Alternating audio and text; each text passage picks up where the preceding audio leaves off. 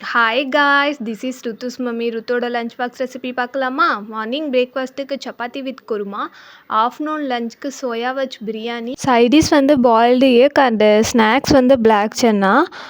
Soya biryani பண்ணுறதுக்கு ஒரு குக்கரில் ஒரு டேபிள் ஸ்பூன் கீ ஆட் பண்ணி ஸ்பைசஸ் அண்ட் சாப் பண்ண வெங்காயம் ஆட் பண்ணிக்கலாம்.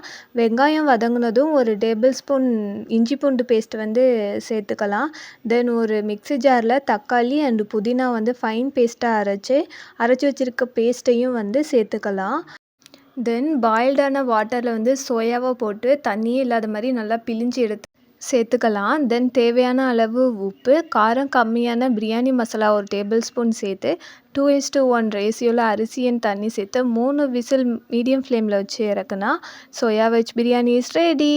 For more healthy and tasty lunch box recipes, to subscribe Ruthu's mummy YouTube channel. Thanks for வாட்சிங். டாட்டா பாய்.